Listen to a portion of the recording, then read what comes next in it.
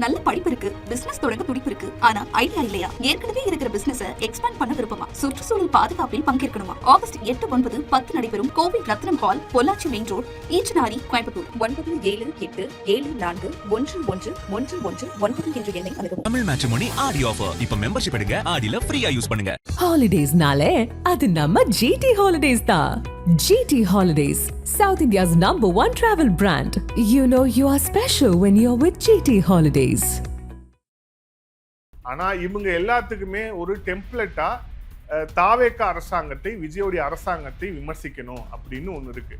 ஆனா அதை தாண்டி இன்னொரு முக்கியமான விஷயம் இருக்கு. அது என்ன அப்படின்னா, இந்த மாணவர்களுடைய போராட்டத்தை மையமாக வைத்து இந்த மாணவர்களுடைய போராட்டத்துக்கு ஆதரவு கொடுக்கல, இந்த மாணவர்களுடைய போராட்டத்தை ஒடுக்குறாங்க, இது எல்லாமே தாவேக்காவுடைய அரசாங்கம் செய்யுது அப்படின்னு திமுக ஒரு நரேட்டிவ் செட் பண்ண பார்க்குது.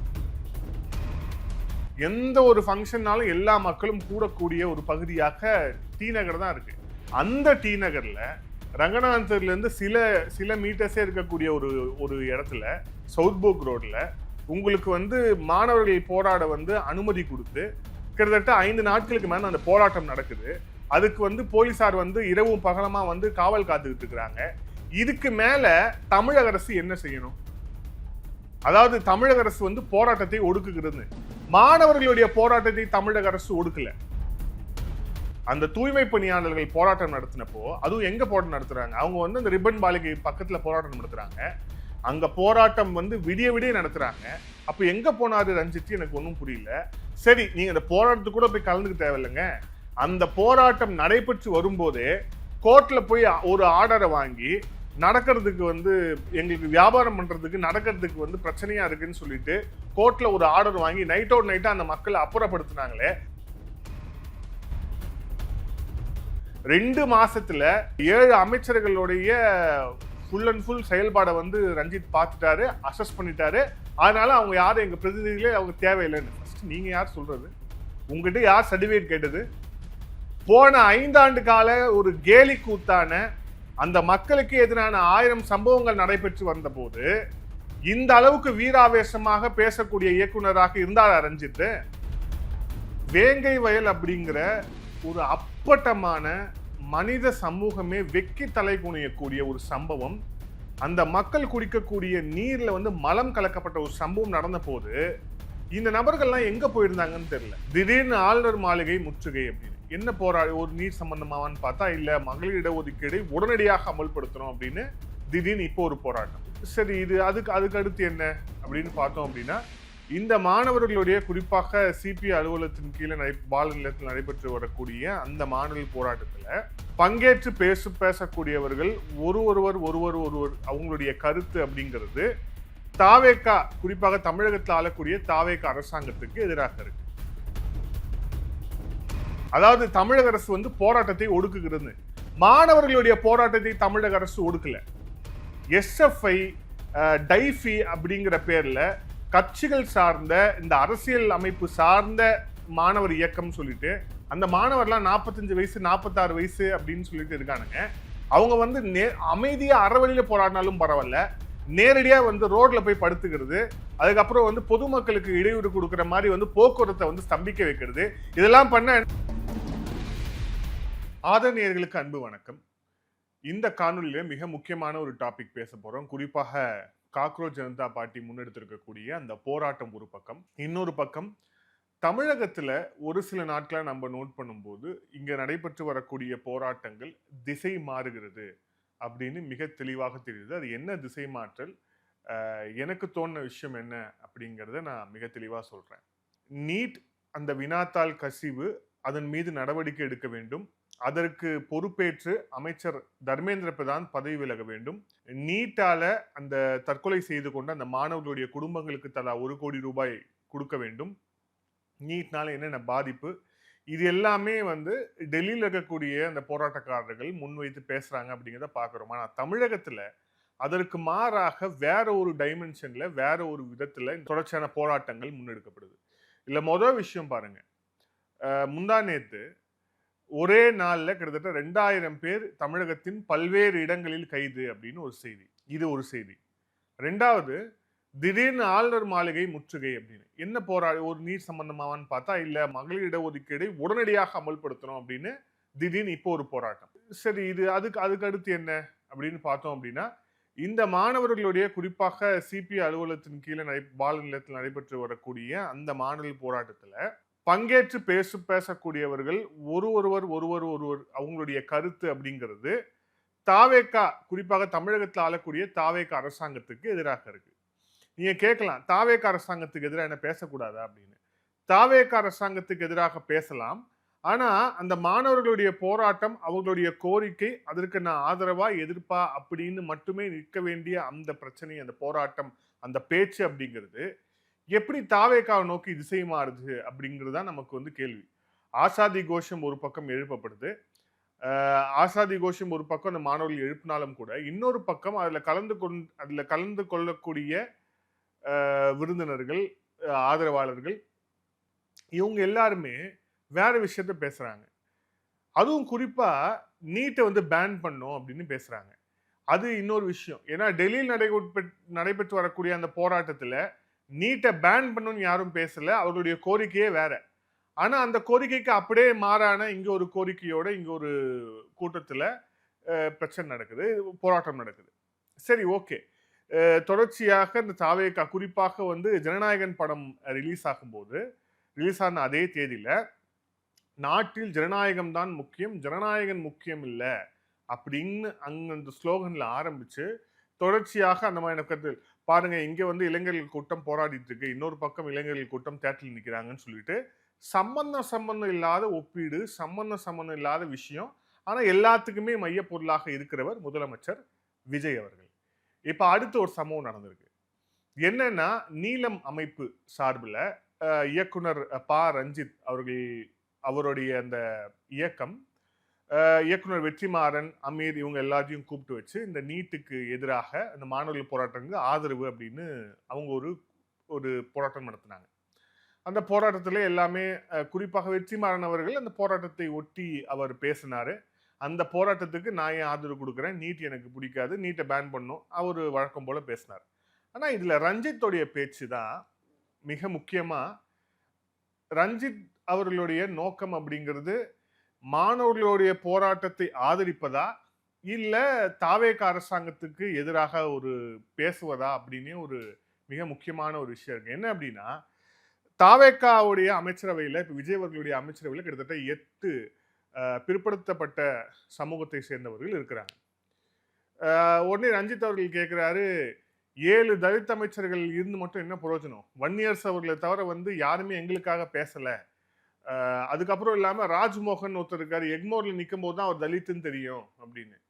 ஏங்க, ஒருத்தர் வந்து ஒரு தலித் சமூகத்தை சேர்ந்தவரா இருக்கார் அப்படின்னா, அவரு நான் தலித்துன்னு சொல்லிட்டு அவர் வந்து தம்பட்ட அடிக்கணுங்கிற எந்த அவசியமும் வந்து இல்லை. மேபி ரஞ்சித்துக்கு வேணா அது பழக்கமா இருக்கலாம். ஆனா வந்து ராஜ்மோகன் அப்படி செய்யணும் அப்படின்னு வந்து ரஞ்சித் எதிர்பார்க்கறது வந்து சரியா அப்படின்னு வந்து தெரியல. இன்னொரு விஷயம், எந்த விஷயத்துக்குலாம் இவங்க குரல் கொடுத்துருக்குறாங்க? 7 அமைச்சர்கள் வந்து என்ன செஞ்சுக்கிட்டு இருக்கிறாங்க? உங்களுக்கெல்லாம் திமுக அரசுல எங்க போயிருந்தது வாய் அப்படின்னு நான் கேட்கிறேன். ஏன் அப்படின்னா, வேங்கை வயல் அப்படிங்கிற ஒரு அப்பட்டமான மனித சமூகமே வெக்கி தலை குனியக்கூடிய ஒரு சம்பவம், அந்த மக்கள் குடிக்கக்கூடிய நீர்ல வந்து மலம் கலக்கப்பட்ட ஒரு சம்பவம் நடந்த போது இந்த நபர்கள்லாம் எங்க போயிருந்தாங்கன்னு தெரியல. இதுல இன்னொரு பர்சனலா நான் ஒரு விஷயம் சொல்றேன். மேல்பாதி அப்படிங்கிற ஒரு கிராமத்துல அங்க 2 சமூகங்களுக்கும் இடையில வந்து பிரச்சனை நடந்தப்போ அதை வந்து எந்த விதமான பயாஸும் இல்லாம நேரடியாக களத்துக்கு சென்று அதை ரெக்கார்ட் பண்ணது ஒரு பத்திரிகையாளராக, ஒரு நிறுவனமாக ஆதரவும் நானும் நேரடியாக அங்க போய் இது பண்ணோம். இவங்களுடைய அந்த நீலம் சார்பில் வந்து அது நம்ம கிட்ட விஷுவல்ஸ் வாங்கி கேட்டாங்க. அதுக்கப்புறம் நிறுவனம் வந்து அனுமதிச்சது, அப்புறம் கொடுத்தாங்க. அதுல கூட இவங்க போட்ட விஷயம் அப்படிங்கிறது வந்து எப்படி இருந்தது நமக்கு தெரியும். இதுல என்ன அப்படின்னா, இந்த அமைச்சர்கள் வந்து 7 பேர் சும்மா இருக்காங்க அப்படின்னா, அமைச்சர்கள் 7 பேருக்கு ரெப்ரசன்டேஷன் கொடுத்ததே வந்து வேஸ்ட். அது வந்து அவங்களாம் எதுவுமே பேசல அப்படின்னா, ஃபர்ஸ்ட் அவர்களுடைய ஒருவருக்கு ஒரு ஜாபை கொடுத்தாங்கன்னா அந்த செயல்பாடு அவர் எப்படி இருக்குன்னு பார்க்கறதுக்கான டைம் வந்து கொடுக்கணும். இந்த அரசாங்கம் வந்தே கிட்டத்தட்ட 2 மாசம் தான் ஆகுது. 2 மாசத்துல 7 அமைச்சர்களுடைய ஃபுல் அண்ட் ஃபுல் செயல்பாடை வந்து ரஞ்சித் பார்த்துட்டாரு, அசஸ் பண்ணிட்டாரு. அதனால அவங்க யாரும் எங்க பிரதிநிதிகளே அவங்க தேவையில்லைன்னு. ஃபர்ஸ்ட் நீங்க யார் சொல்றது? உங்ககிட்ட யார் சர்டிபிகேட் கேட்டது? போன 5 ஆண்டு கால ஒரு கேலி கூத்தான அந்த மக்களுக்கு எதிரான 1000 சம்பவங்கள் நடைபெற்று வந்த போது இந்த அளவுக்கு வீராவேசமாக பேசக்கூடிய இயக்குனராக இருந்தார் ரஞ்சித். ரெப்ரசன்டேஷனும் உங்களுக்கு கொடுத்து கொள்கை தலைவராக தாவேகா வந்து அம்பேத்கரை ஏற்றுக்கொண்ட ஒரு கட்சி இப்போ ஆட்சியில் இருக்கு. 7 அமைச்சர்கள் வந்து என்ன பண்ணாங்க, அவங்களுக்கு வந்து நாங்க இது பண்ணல அப்படின்னு கேக்குறீங்க. அடுத்து பாருங்க, இப்போ மாணவர்கள் போராட்டத்தை வந்து தாவேகா அரசாங்கம் ஒடுக்குகிறது. எப்படி இது வந்து என்ன லாஜிக்ல இவர் சொல்றாரு அப்படின்னு நமக்கு புரியவே இல்லை. யோசிச்சு பாருங்க, டி நகர் அப்படிங்கிறது சென்னையில மையப்பகுதி. கிட்டத்தட்ட டி நகர் அப்படிங்கிறது சென்னையுடைய ஒரு ஃபினான்சியல் ஹப்னே சொல்லலாம். கடைகள்ல இருந்து எந்த ஒரு இப்போ ஆடி மாசம் வேற, எந்த ஒரு ஃபங்க்ஷன்னாலும் எல்லா மக்களும் கூடக்கூடிய ஒரு பகுதியாக டி நகர் தான் இருக்கு. அந்த டி நகர்ல ரங்கநாதர்ல இருந்து சில மீட்டர்ஸே இருக்கக்கூடிய ஒரு இடத்துல சவுத் போக் ரோட்ல உங்களுக்கு வந்து மாணவர்கள் போராட வந்து அனுமதி கொடுத்து கிட்டத்தட்ட 5 நாட்களுக்கு மேல அந்த போராட்டம் நடக்குது. அதுக்கு வந்து போலீசார் வந்து இரவும் பகலமா வந்து காவல் காத்துக்கிட்டு இருக்கிறாங்க. இதுக்கு மேல தமிழக அரசு என்ன செய்யணும்? அதாவது தமிழக அரசு வந்து போராட்டத்தை ஒடுக்குகிறது.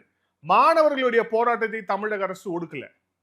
எஸ்எஃப்ஐ டைஃபி அப்படிங்கிற பேர்ல கட்சிகள் சார்ந்த இந்த அரசியல் அமைப்பு சார்ந்த மாணவர் இயக்கம் சொல்லிட்டு அந்த மாணவர்லாம் 45 வயசு 46 வயசு அப்படின்னு சொல்லிட்டு இருக்கானுங்க. அவங்க வந்து அமைதியா அறவழியில போராடினாலும் பரவாயில்ல, நேரடியா வந்து ரோட்ல போய் படுத்துக்கிறது, அதுக்கப்புறம் வந்து பொதுமக்களுக்கு இடையூறு கொடுக்குற மாதிரி வந்து போக்குவரத்தை வந்து ஸ்தம்பிக்க வைக்கிறது. இதெல்லாம் பண்ணா என்ன செய்வாங்க? இதெல்லாம் பண்ணா ஒரு மாநிலத்துடைய அரசு என்ன செய்யும்? நீங்க வந்து ரோட்ல வந்து படுத்துட்டு அங்க பிரச்சனம் பண்றது வந்து உங்களுக்கு கருத்து சுதந்திரம் அப்படின்னா, நீங்க கருத்து சுதந்திரம் தயவுசெய்து நீ வீட்லயே உட்காந்து பண்ணுன்னா சொல்லுவாங்க. டி நகர்ல ஒரு மையப்பகுதியில மாணவர்கள் அமைதியாக போராடுவதற்கு இத்தனை நாளா அனுமதி கொடுத்திருக்கிறது தாவேகா அரசாங்கம். அங்க வந்து அமைதியாக போராட்டம் நடந்து வருது அந்த சவுத் போக் ரோட்ல. இன்னும் சொல்றேன், டி நகர்ல எந்த அளவுக்கு ஒரு நெருக்கடியான பகுதி, ஈஸியா எவ்வளவு மக்கள் வந்து போவாங்க, எந்த அளவுக்கு டிராபிக் ஆகும், எந்த அளவுக்கு மக்கள் கூட முடியும்னு எல்லாம் தெரிஞ்சும் கூட, அதுவும் குறிப்பா எந்த கட்சிக்கு எதிராக போராடிட்டு இருக்கிறாங்களோ மாணவர்கள், அந்த கட்சியோடைய அலுவலகம் வந்து சில மீட்டர்கள்ல இருக்கு. இந்த அளவுக்கு இருக்கக்கூடிய ஒரு நெருக்கடியான இடத்துல கூட இந்த அரசாங்கம் தான் அனுமதி கொடுத்து அந்த போராட்டத்தை வந்து நடக்கிறதுக்கு அனுமதி கொடுத்துருக்காங்க. இதுக்கு மேல என்ன பண்ணணும்? மாணவர்களுடைய போராட்டத்தை ஒடுக்குறாங்க, மாணவர்கள் போராட்டம் ஒடுக்குறாங்கன்னா ரோட்ல போய் படுத்தா பொதுமக்களுக்கு இடையூறு பண்ணா ஒடுக்க தான் செய்வாங்க, அடிக்க தான் செய்வாங்க, அங்கிருந்து அவங்களை அப்புறப்படுத்த தான் செய்வாங்க. பொதுமக்களுடைய வாழ்க்கையில் நான் இன்னொரு விஷயம் கேட்கிறேன். சென்னை மாநகராட்சியில அந்த தூய்மை பணியாளர்கள் போராட்டம் நடத்தினப்போ, அதுவும் எங்க போராட்டம் நடத்துறாங்க, அவங்க வந்து அந்த ரிப்பன் மாளிகை பக்கத்துல போராட்டம் நடத்துறாங்க. அங்க போராட்டம் வந்து விடிய நடத்துறாங்க. அப்ப எங்க போனாரு ரஞ்சித்? எனக்கு ஒன்றும் புரியல. சரி, நீங்க அந்த போராட்டத்துக்கு கூட போய் கலந்துக்க தேவையில்லைங்க. அந்த போராட்டம் நடைபெற்று வரும்போதே கோர்ட்ல போய் ஒரு ஆர்டரை வாங்கி நடக்கிறதுக்கு வந்து எங்களுக்கு வியாபாரம் பண்றதுக்கு நடக்கிறதுக்கு வந்து பிரச்சனையா இருக்குன்னு சொல்லிட்டு கோர்ட்ல ஒரு ஆர்டர் வாங்கி நைட்டோட நைட்டா அந்த மக்களை அப்புறப்படுத்தினாங்களே, அப்ப எங்க ரஞ்சித்? அப்போ வந்து ஒரு முதலமைச்சர் வந்து அந்த கூலி படம் பார்த்துட்டு ஒரு முதலமைச்சர் வந்து ரியாக்ட் பண்ணாம கூலி படம் பார்த்து ஜாலியா இருந்தாரு. அப்ப எங்க போனார் ரஞ்சித்? அப்ப எங்க போச்சு ரஞ்சித்துக்கு வாய்? இந்த முதலமைச்சர் அப்படி பண்ணாரா? இல்ல அந்த மாணவர்களை வந்து அப்புறப்படுத்துறதுக்கான எந்த விஷயத்த பண்ணார்? மாணவர்கள் அமைதியாக போராடுறாங்க அப்படின்னா அதை இந்த அரசாங்கம் அனுமதிக்கிறது. ஆனா மத்த எந்த விஷயத்தையும் அரசாங்கம் அனுமதிக்கல. ஏன்னா அவங்க அரசு அப்படிங்கிற அந்த பொசிஷன்ல இருக்காங்க அப்படின்னு. அதை தாண்டி அந்த அறிவு உங்களுடைய அந்த போராட்டத்துல கூட அவர் கலந்துக்கிட்டாரு. அவர் போகும்போது வந்து அங்க போய் சட்டமன்றத்துல வந்து செக்ரட்டேரியட்ல போய் இப்ப போராட்டம் பண்றாரு. செக்ரட்டேரியட்ல போய் போராட்டம் பண்றது அப்படிங்கறதே அனுமதிக்க முடியாது. ஏன் அனுமதிக்க கூடாதுன்னு கேக்குறீங்க. எல்லா இடமும் போராட்டத்துக்கு அனுமதிக்கப்படுது அல்ல. இப்ப வள்ளுவர் கோட்டத்துல ஒரு பகுதி இருக்கு, அது எப்பவுமே போராட்டத்துக்கு அனுமதிக்கப்பட்ட இடம், அங்க அனுமதிப்பாங்க. அதுக்கப்புறம் வந்து ராயபுரம் பக்கத்துல ஒரு பகுதி இருக்கு, கலெக்டர் ஆஃபீஸ் பக்கத்துல நினைக்கிறேன், அங்க ஒரு இடம் இருக்கும், அங்க வந்து போராட்டத்தை அனுமதிப்பாங்க. பல்லவன் ஹவுஸ் இருக்கு, பல்லவன் ஹவுஸ் பக்கத்துல போராடுவாங்க, அதுக்கான அனுமதி அப்படிங்கிறது இருக்கும். என்ன போராடுறதுக்கு வந்து உங்களுக்கு வந்து இப்போ யோசிச்சு பாருங்க, சன்செட் சலோ அப்படின்னு வந்து காக்ரோச் ஜனதா பார்ட்டி வந்து பாராளுமன்றத்தை நோக்கி போறோம் சொன்ன போதுதான் வன்முறை வெடித்தது. அதனாலதான் அங்க இவ்வளவு நாளா அங்க கிட்டத்தட்ட 10 நாட்களுக்கு மேல வந்து அவங்க அறவழியா உட்கார்ந்துருக்கும் போது வன்முறை வெடிக்கல. பாராளுமன்றத்தை நோக்கி நகர்றோம், நாங்க போறோம் அப்படிங்கிற போதுதான் வன்முறை வெடித்தது. அதே மாதிரிதான் கிட்டத்தட்ட இந்த பாடகர் பண்ணார். ஆனா அந்த நேரத்துல கூட அந்த பாடகரை உள்ள கூப்பிட்டு பேசி இருக்கிறாங்க. இந்த அரசாங்கம் என்கேஜ் பண்ணிருக்கிறாங்க. ஒரு அமைச்சர் கூப்பிட்டு பேசி இருக்கிறாரு. வெளியே வந்தும் அவரே கூட்டு வந்தார் அப்படிங்கிறத பார்க்கிறோம். இதுக்கு மேல ஒரு அரசாங்கம் என்ன செய்யணும் அப்படின்னு நம்ம வந்து ரஞ்சித் சொல்றாரு அப்படின்னு வந்து நமக்கு வந்து தெரியவே இல்லை. அப்படி ரஞ்சித் சொல்றாரு அப்படின்னா கடந்த 5 ஆண்டுகளாக கோமால இருந்தாரா ரஞ்சித் அப்படின்னு நம்ம வந்து கேட்க வேண்டியிருக்கு. ஏன் அப்படின்னா இந்த போராட்டத்துக்கே அனுமதி இல்லைன்னு சொல்றாங்க இல்லையா, அதை வந்து உண்மையில் நம்ம வந்து கேள்வி கேட்க வேண்டியிருக்கு. ஒண்ணு. ரெண்டாவது, மெரினாவை பூட்டி விட்டார்கள். மெரினாவை பூட்டி விட்டார்கள். நான் அதான் சொன்னேன், போராடுவதற்கான இடம் அப்படிங்கிறது ஒண்ணு இருக்கு. எந்த இடத்துல வந்து போராட்டம் அனுமதிக்கப்படணும்னு இருக்கு, அந்த இடத்துல அனுமதிக்க முடியும். மெரினால போராடிட்டு என்ன, இப்போ மெரினால ஏற்கனவே ஒரு பேட் எக்ஸ்பீரியன்ஸ் அப்படிங்கிறது நமக்கு இருக்கு. ஜல்லிக்கட்டு போராட்டம் அங்க நடைபெற்றது. எவ்வளவு மக்கள் அங்க வந்து கூடினாங்க. நானும் போயிருக்கிறேன். அது வந்து ஒரு கிட்டத்தட்ட ஒரு போராட்டம் மாதிரி இல்லாம ஒரு ஒரு ஒரு கண்காட்சி போல தங்களுடைய ஒரு கலாச்சாரம் சார்ந்த ஒரு விஷயத்தை அனுமதிக்க மாட்டாங்களே அப்படிங்கிற ஒரு ஆதங்கத்துல மக்கள் ஒன்றா கூடிய ஒரு இடம் அது. அதுக்கப்புறம் அங்க வந்து யாரு போராட்டம் பண்றதுக்கும் யாருமே அனுமதிக்கல. மெரினாவை எதுக்கு பூட்டினீங்க அப்படின்னா எங்க போராடணும் எங்க போராடக்கூடாது அப்படிங்கிற அந்த ஒரு விஷயம் வந்து மிக நிச்சயமாக இந்த இடத்துல இருக்கு. அதனாலதான் ஒரு சில இடத்துல அரசாங்கம் அனுமதிக்க மாட்டுது அப்படிங்கிறது எல்லாருக்குமே புரியும். ஆனா இவங்க புரிஞ்சு பேசுறாங்களா இல்ல விஜயோடைய அரசாங்கத்தை ஏதேனும் விமர்சிக்கணும் அப்படிங்கிற அந்த ஒரே ஒரு காரியத்துக்காக கேட்கறாங்களா அப்படிங்கிறது புரியல. இன்னொரு விஷயம் பாருங்க, அதிகாரிகளின் ஆட்சி நடக்கிறது தமிழ்நாட்டில் அப்படின்னு. அதாவது விஜய் புது அரசாங்கம் வந்தா கூட அதிகாரிகள் தான் ஆட்சி பண்றாங்கன்னு. இது அடுத்த ஒரு விஷயம் என்ன அப்படின்னா, விஷயம் பாருங்க, இது இல்லைங்கிறதுக்கான சான்று பாருங்க. கடந்த ஆட்சி காலத்துல ஆதிக்கம் செலுத்தி வந்த அதிகாரிகள் இப்ப எந்த இடத்துல இருக்காங்க அப்படிங்கிறத பார்த்தாலே இங்க நடைபெறுவது அதிகாரிகளுடைய ஆட்சியா இல்ல ஒரு முதலமைச்சருடைய ஆட்சியா அப்படிங்கிறது வந்து நமக்கு தெரியும். கடந்த காலத்துல வந்து இங்க கோலோட்சிய டேவிட்சன் தேவாசீர்வாதம், செந்தில் வேலன், அருண் IPS இந்த அதிகாரிகள்லாம் இப்ப எங்க இருக்கிறாங்க? எந்த பிரிவுல இருக்கிறாங்க? வருண் IPS எவ்வளவு பேர் கடந்த ஆட்சி காலத்துல வந்து சலங்கை கட்டி ஆடிய அதிகாரிகள் இப்போ இந்த 2 மாசமா எங்க இருக்கிறாங்க அப்படின்னு வந்து ரஞ்சித் யோசிச்சு பார்த்தாலே இப்போ நடைபெறுவது தேர்ந்தெடுக்கப்பட்ட ஒரு முதலமைச்சரின் ஆட்சியா இல்ல அதிகாரிகளின் ஆட்சியா அப்படிங்கிறது ரஞ்சித்துக்கு புரியும். ஆனா இதுல என்ன ஒரு விஷயம் அப்படின்னா, இது எதுவுமே தெரியாதவங்க கிடையாது அங்க போராடுறவங்களுக்குலாம். ஆனா இவங்க எல்லாத்துக்குமே ஒரு டெம்ப்ளேட்டா தாவேகா அரசாங்கத்தை, விஜயோடைய அரசாங்கத்தை விமர்சிக்கணும் அப்படின்னு ஒண்ணு இருக்கு. ஆனா அதை தாண்டி இன்னொரு முக்கியமான விஷயம் இருக்கு. அது என்ன அப்படின்னா, இந்த மாணவர்களுடைய போராட்டத்தை மையமாக வைத்து இந்த மாணவர்களுடைய போராட்டத்துக்கு வந்து ஆதரவு கொடுக்கல, இந்த மாணவர்களுடைய போராட்டத்தை வந்து ஒடுக்குறாங்க, இது எல்லாமே தாவேகாவுடைய அரசாங்கம் செய்யுது அப்படின்னு திமுக ஒரு நரேட்டிவ் வந்து செட் பண்ண பாக்குது. சோ அந்த நரேட்டிவுக்கு தான் தொடர்ச்சியாக இவங்க எல்லாமே வந்து ஆளாயிட்டு இருக்கிறாங்க அப்படிங்கிற பாக்குறோம். குறிப்பாக திமுகவுடைய ஆதரவு பெற்ற அரசு மருத்துவர்கள் ஆரம்பிச்சு பலர் வந்து போயிட்டு பாத்தீங்களா, நீங்களாம் எங்க போராடிக்கிட்டு இருக்கிறீங்க, அங்க பாருங்க ஒரு கூட்டம் வந்து தியேட்டர்ல வந்து விசில் அடிச்சிட்டு இருக்கு அப்படின்னா நீங்க என்ன சொல்ல வரீங்க? ஒரு 2 பேர் போராடுறான் அப்படின்னா 4 பேர் தியேட்டருக்கு போவான், 4 பேர் வந்து ஷாப்பிங் போவான், 4 பேர் வந்து வேலைக்கு போவான். ஏன்னா எல்லாரும் அங்கேயே வந்து உட்கார்ந்துடணுமா என்ன? சோ அவர்களை காட்டி நீங்க சொல்றீங்க அப்படின்னா, ஏங்க உங்க கட்சியை சேர்ந்த MLAக்கள் முன்னாள் அமைச்சர்கள்னு சொல்லிட்டு இந்த FIFA வேர்ல்டு கப் வந்தப்போ எவ்வளவு பேர் வந்து நீங்க வந்து ஃபயர் விட்டுட்டு இருந்தீங்க? அர்ஜென்டினா, ஸ்பெயின் அப்படின்னு பண்ணிட்டு ஜெர்சிலாம் போட்டு ஃபயர் விட்டுட்டு இருந்த ஆளுங்க நீங்க. ஏன் அப்போ வந்து காக்ரோச் ஜனதா பார்ட்டியோடைய போராட்டம் வந்து டெல்லியில் நடக்கவே இல்லையா? அப்பல இருந்து நடந்துட்டு தானே இருக்கு. அப்பெல்லாம் வந்து ஃபயர் விடல, அப்பெல்லாம் வந்து உங்களுக்கு தெரியல. இப்ப ஜனநாயகன் படம் வந்துருச்சு, அதனால வந்து இதெல்லாம் தெரியுது அப்படின்னா மிக நிச்சயமாக உங்க அரசியல் காரணங்களுக்காக தாவேகாவுடைய அரசாங்கத்தை இதுல வந்து இழுத்து விடுறாங்க. அது மட்டும் இல்லாம பாஜகவும் தாவேகாவும் நெருங்குகிறது, பாஜகவும் தாவேகாவும் ஒரே கோட்ல இருக்கு அப்படிங்கிற அந்த ஒரு நரேட்டிவை வந்து இவங்க வந்து மிக தெளிவா வந்து செட் பண்ண பாக்குறாங்க. ஏன்னா இவர்களுக்கு மாணவர்களுடைய செல்வாக்கு அப்படிங்கிறது இல்ல. இதை ஒரு மொமெண்டமா வச்சு கொண்டு வரணும் அப்படிங்கிறதுக்கு. சரி, ஓகே, நீங்க தான் மாணவர்கள் கூட வந்து இவ்வளோ ஒண்ணும் பொண்ணுமா நிக்கிறீங்க அப்படின்னா, உதயநிதியே இது வரைக்கும் எந்த போராட்டத்துக்கும் வெளியே வரல?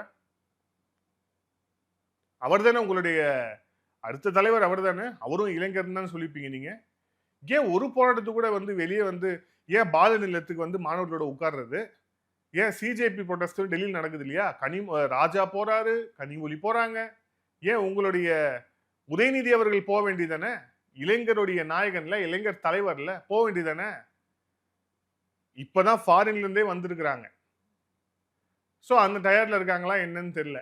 நீங்களாம் வந்து மாணவர்களுக்கு வந்து அட்வைஸ் பண்ண வந்துட்டீங்க, நீட்டுக்கு வந்து அட்வைஸ் பண்ண வந்துட்டீங்க, தாவேக அரசாங்கத்தை வந்து விமர்சிக்க வந்துட்டீங்க. இது மிக நிச்சயமாக இவர்களுடைய ஒரு நரேட்டிவ் செட்டிங்ல இது ஒரு பங்கு. இதை வந்து இந்த அரசாங்கம் ஒரு முறைப்படி இதை வந்து இன்னும் காஷியஸோட வந்து இதை கையாளணும். மிக குறிப்பாக போராடுபவர்கள் யாரு, கலவரக்காரர்கள் யாரு, மாணவர்கள் யாரு, இந்த மூணுத்துக்கும் வித்தியாசம் இருக்கு. மாணவர்கள் அந்த போராட்டத்துல பங்கேற்கிறாங்களா அப்படின்னா, ஆம், பங்கேற்கிறார்கள். நானே பார்த்தேன். ஈவினிங் மேல அந்த காலேஜ் இப்போ காலையில இப்போ போய் நம்ம பார்த்தோம் அப்படின்னா ஒரு 10 பேர் உட்கார்ந்துருப்பாங்க. ஈவினிங் மேல அந்த காலேஜ் முடிச்சுட்டு இந்த மாணவர்கள் ஆட்டோ பிடிச்சிட்டு அங்க பிடிச்சிட்டு இங்க பிடிச்சிட்டு வந்து இந்த மாணவர்கள் உட்கார்றாங்க. தன்னெழுச்சியா அவங்களுடைய கோரிக்கை அங்க பேசப்படணும்னு நினைச்சு உட்கார்றாங்க தான். ஆனா அதை தாண்டி இந்த அரசியல் கட்சியோடைய மாணவர் அமைப்பு அந்த இந்த அப்படின்னு உள்ள வரும்போது தான் உண்மையிலே சந்தேகிக்க வேண்டி இருக்கு. இவங்களுடைய இன்டென்ஷன் வந்து உண்மையிலே அந்த நீட் அப்படிங்கிறதானா, இல்ல நீட்டை தாண்டி இந்த மாநில அரசாங்கம், குறிப்பாக விஜய் தான் இவங்களுடைய டார்கெட்டா அப்படின்னு. விஜய் தான் ஒரு டார்கெட்னா நீங்க வச்சுக்கோங்க, தப்பே கிடையாது. அரசியல் ரீதியாக விஜய் தான் எங்களுக்கு டார்கெட் அப்படின்னா, இடைத்தேர்தலில் விஜயை மேடை போட்டு விமர்சிக்கிறத யாருமே கேட்க போடல. விமர்சிங்க, முதலமைச்சர் தான் விமர்சிங்க. இப்ப 2வது ஒரு லாக்அப் டெத் நடந்திருக்கு, விமர்சிங்க, அது ஒன்றும் குற்றம் கிடையாது. ஆனா மாணவர்கள் போராட்டத்துக்கு உள்ள போய் உட்கார்ந்துக்கிட்டு ஜனநாயகம் தான் முக்கியம், ஜனநாயகன் முக்கியம் இல்ல, ஒரு ஆள் 10 பேர் அடிக்கிறது முக்கியம் இல்ல, நம்ம வந்து மாணவர்களுக்கு ஆதரவா இருக்கிறதா முக்கியம் நீங்க பேசுறீங்க அப்படின்னா, அப்ப அந்த மாணவர்களை திசை திருப்பக்கூடிய விஷயத்துல நீங்க நேரடியா இறங்குறீங்க. இதை இந்த அரசாங்கம் வந்து அனுமதிக்க கூடாது. இப்பவும் சொல்றேன், அந்த மாணவர்களுக்கும் ஒரு கோரிக்கை, தயவு செய்து திமுக அல்லது வேறு சில கட்சிகளுடைய ஒரு இந்த அக்ரிடேஷனோட வரக்கூடிய தலைவர்களையும் உங்க போராட்டத்திற்கு அனுமதிக்காதீர்கள். அது யாரா இருந்தாலும் சரி, காங்கிரஸோ பாஜகவோ எந்த கட்சியா இருந்தாலும் சரி. ஜல்லிக்கட்டு போராட்டம் அப்படிதான் நடந்தது. கடைசி வரைக்கும் இந்த அரசியல் கட்சியோட போராட்டம் அப்படின்னு வந்து அது மாறவே இல்லை. ஆனா இந்த போராட்டத்தை இவர்கள் விஜய்க்கு எதிரான ஒரு போராட்டமாக அந்த மாணவர்களை கொம்பு செய்யக்கூடிய வேலையை இவங்க செய்யறாங்க. அதற்கு எந்த வகையிலும் இந்த நீட் அப்படிங்கிற நியாயமான கோரிக்கைக்காக, அந்த நீட் கசிவுக்காக எதிராக போராடக்கூடிய நியாயமான மாணவர்கள் பலியிடக்கூடாது. இந்த அரசாங்கமும் அதை வந்து உறுதி செய்யணும்.